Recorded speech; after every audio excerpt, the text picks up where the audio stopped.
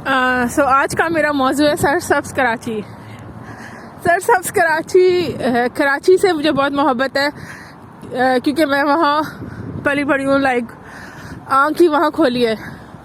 All दो मेरे parents जो थे वो आप इन द सिटी तो माइग्रेंट ही कहते हैं, लेकिन जो कराची वाले थे वो पंजाबियों को माइग्रेंट ही कहते हैं। हालांकि पंजाबी जो है मेरे दादा अमृतसर से हिजरत करके पंजाब आए, लाहौर। कुछ फैमिली के लोग कराची शिफ्ट हो गए उस वक्त, कुछ लोग लाहौर चले गए और मेरे दादा ने भी लाहौर ही शिफ्ट होना था सारी फैमिली ने। लेकिन लाहौर में उन दिनों महाजिरों की जो है लाशों से भरी हुई एक ट्रेन आई थी जो कि बहुत मशहूर वाक़या है, जिसकी वजह से लाहौर में वबा फैल गई थी। डेड बॉडीज से जर्म्स फैले उस ज़माने में, क्योंकि वैसे ही इतने वसाइल नहीं थे, डॉक्टर्स नहीं थे और जर्म्स फैल गए, जिसकी वजह से वो सरगोदा चले गए। सो यस, कराची को बहुत साफ़ सुथरा भी देखा है और क्योंकि पुराने कराची से जो है ताल्लुक़ है, खरादार, जूना मार्केट, हेलो, कागजी बाज़ार, तो इट्स लाइक पुराने कराची से बहुत ज़्यादा ताल्लुक़ है। और पुराने कराची की सारी मार्केट्स भी जो है वो आज भी जो मॉडर्न मार्केट्स हैं या पोश मार्केट्स हैं उनसे ज़्यादा दिल के करीब पुरानी मार्केट्स ही हैं।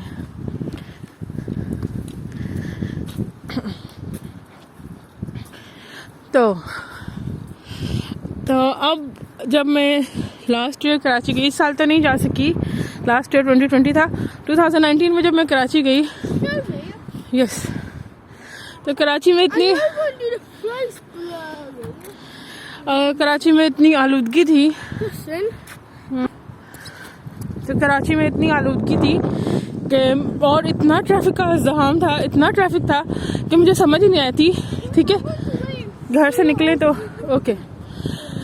निकलो तो लाइक एकदम वहशत होना शुरू हो जाती थी, धूल मिट्टी। इवन मुझे याद है बैक रोड पे एक तरफ से निकले ट्रैफिक जाम की वजह से, तो वहाँ पे आधी रोड पे लोगों ने कचरा डाल के रोड ब्लॉक की हुई थी और इवन हमारी गाड़ी वहाँ से गुजर रही थी तो भी लोग आके कचरा फेंक रहे थे मेन रोड के ऊपर।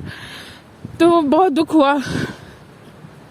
हुआ कि पाकिस्तान जैसे जो अंडर डेवलप्ड कंट्रीज़ होते हैं वहाँ पे लोग यानी सियासतदान जो है वो आम लोगों का हिस्सा खाते हैं और उसको अपने लिए हलाल समझते हैं और आम लोगों को सहूलतें मुहैया नहीं करते।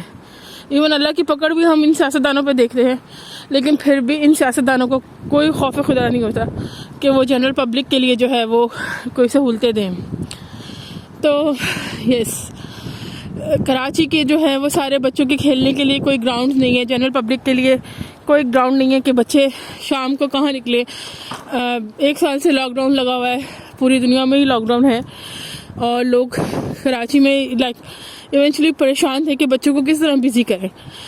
हर बंदा अफोर्ड नहीं कर सकता कि वो पैसे यानी 500-600 तो कोई बात ही नहीं है, 1000-2000 खर्च करे और अपने बच्चों को जो है वो एंटरटेन करे। गवर्नमेंट का फ़र्ज़ होता है कि आम पब्लिक के एंटरटेनमेंट के लिए जो है वो तफरीक़ाएँ बनाए या मैदान बनाए या बाग बनाए। तो जैसा कि आपसे सबको पता चल ही गया है कि मैं शेफील्ड में रहती हूँ, तो ये बहुत छोटा सा एक वैली है, यानी एक वादी है, इसके इर्द गिर्द पहाड़ी इलाके हैं। ये वादी है तो यहाँ से बहुत सारे दरिया गुजरते हैं, यानी इर्द गिर्द के पहाड़ों की जितनी भी बर्फ़ होती है वो यहाँ से गुजरती है। बारिश भी बहुत होती है, लेकिन सबसे अच्छी बात मुझे लगती है यहाँ पे बहुत ज़्यादा ग्रीनरी है। इवन मेरे जैसा बंदा जो सारा ज़िंदगी शहर में पैदा हुआ हो, शहर में पला बड़ा हो, उसको रोशनियाँ ही ज़्यादा पसंद होती हैं। तो जब मैं शुरू में यहाँ आई तो मुझे यहाँ की लाइफ इतनी इंटरेस्टिंग नहीं लगा करती थी, इतनी खामोश सी ज़िंदगी थी।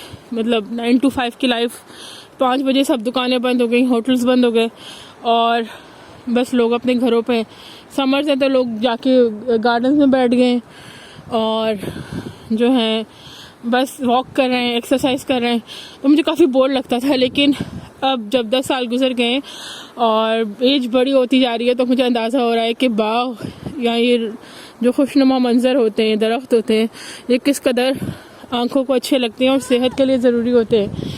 मुझे याद है जब मैं जवान थी तो मैंने एक हदीस भी पढ़ी थी, जब ज़्यादा बुक्स होती थी पास अवेलेबल, अब यहाँ उर्दू बुक्स ही नहीं मिलती तो इतना दिल ही नहीं करता पढ़ने को। तो उसमें लिखा था कि बहते हुए पानी को देखने से और सब्ज़े को देखने से बिनाई तेज़ होती है। वैसे भी इतनी राहत मिलती है अगर आप सुबह या शाम को सारे काम से फारिग हो के थोड़ी सी चहलकदमी करें।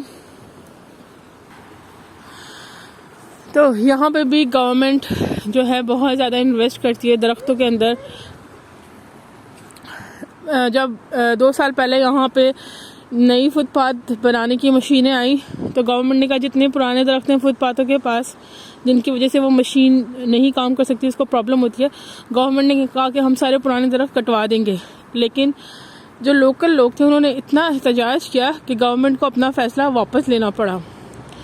तो मेरे ख्याल में लोगों को ये एहसास पाकिस्तान में भी है, कराची में भी है कि उनके लिए क्या ज़रूरी है, लेकिन उनके पास ताकत नहीं है। अगर वो एहतजाज करते हैं तो सियासतदान तो हम देखते ही हैं कि किस तरीके से आम आदमी को फ़ौरन कत्ल करा दिया और कोई पूछने वाला भी नहीं होता। तो पब्लिक की वहाँ कोई पावर नहीं है।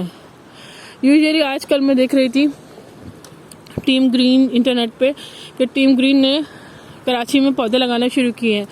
अच्छा, ये अब आप जो देख रहे हैं ना, ये सारी वुड्स कहलाती हैं।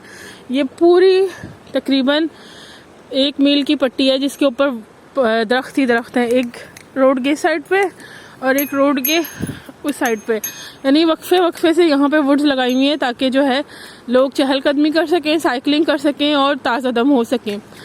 तो टीम ग्रीन की मैं बात कर रही थी। टीम ग्रीन का मोटो मुझे बहुत अच्छा लगा कि टीम ग्रीन ने जो है दरख्त लगाने शुरू किए हैं कराची में, और ना सिर्फ कि वो दरख्त लगाते हैं बल्कि उनको पानी भी देते हैं।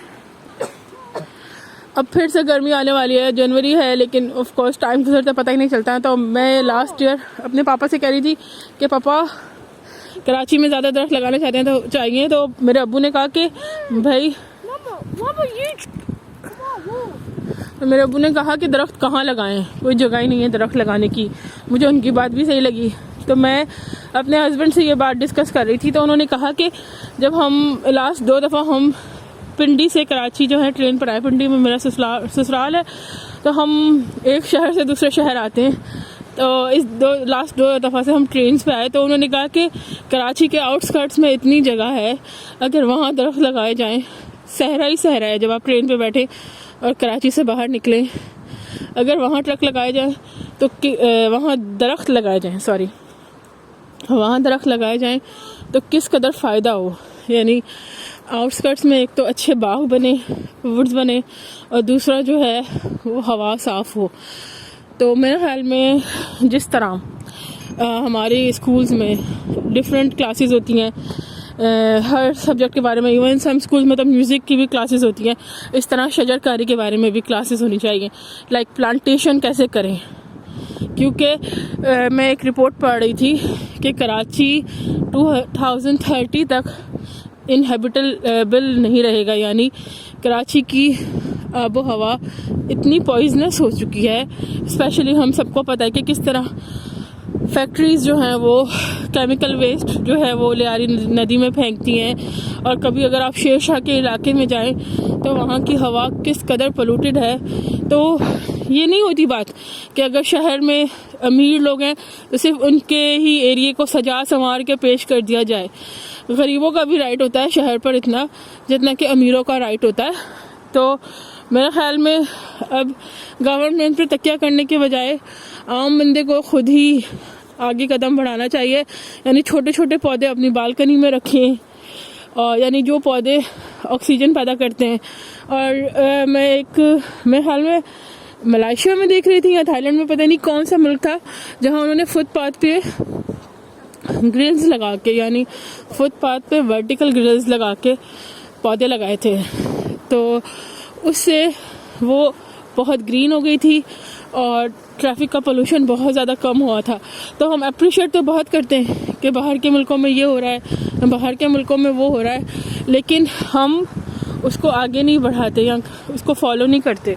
दूसरी बात ये भी थी कि पाकिस्तान में जो बंदा अच्छा काम कर रहा होता है और दूसरा बंदा कोई अच्छा काम करना चाहे तो वो पहली पार्टी के साथ नहीं जुड़ता, वो अपनी दूसरी जो है वो इदारा खोल के बैठ जाता है। फॉर सपोज अगर ईदी अच्छे काम कर रहे हैं तो बाकी जो जैसे छिपा हैं या दूसरे हैं तो वो अपना इदारा खोल के बैठ जाएंगे और वो ये नहीं कहेंगे कि हम ईदी को ही और सपोर्ट करें उनके डिफरेंट। जैसे अब कल मैं एक फ्रेंच डॉक्यूमेंट्री देख रही थी, मुझे वैसे पता भी था कि ईदी के मेंटल असाइलम भी हैं, तो उस फ्रेंच डॉक्यूमेंट्री में वो मेंटल असाइलम की हालत देख के मुझे बहुत शदीद दुख हुआ।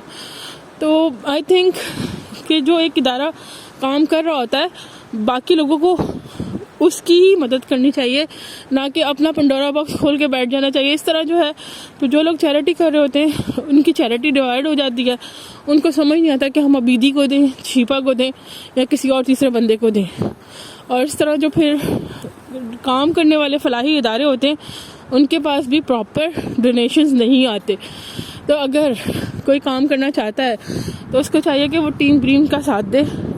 और मेरे ख्याल में अब यंगस्टर्स को भी चाहिए कि लाइक ब्रांडेड जूतों, ब्रांडेड कपड़ों से आगे निकल के अपने माहौल के बारे में सोचें, क्योंकि उन्होंने ब्रांडेड कपड़े और ब्रांडेड जूते और ब्रांडेड मेकअप पहनकर जाना कहाँ है, बाहर ही जाना है ना। तो बाहर की फ़िज़ा अच्छी नहीं होगी तो वो ब्रांडेड कपड़े या ब्रांडेड जूते कैसे अच्छे लगेंगे। तो आई थिंक लोगों को मोर स्ट्रांगली जो है ना फैसला करना चाहिए कि उन्होंने कराची को क्या बनाना है अगले 20 सालों में। मैं बहुत सैड होती हूँ कराची की हालत देख के। आई होप आपको मेरे लफ्ज़ सख्त नहीं लगे होंगे। वैसे इतने सख्त थे नहीं, जनरल बातें की थी मैंने जो हम आपस में करते हैं। तो आई होप कोई उनको सुनेगा, उसको अच्छा लगेगा। और टीम ग्रीन जो है वो उनका कोई पेड प्रमोशन नहीं है। मैं उनको फेसबुक पे फॉलो कर रही थी तो मुझे बहुत अच्छा लगा क्योंकि अब यंगस्टर्स जो हैं वो ज़्यादा इंडिपेंडेंट हैं, वो ज़्यादा अच्छे काम कर सकते हैं। तो मेरे ख्याल में उनको सपोर्ट करना चाहिए। तो प्लीज़ सपोर्ट टीम ग्रीन और प्लीज़ कराची को सरसब्ज बनाएं अपने लिए, अपने आने वाली नस्लों के लिए। अल्लाह हाफिज़।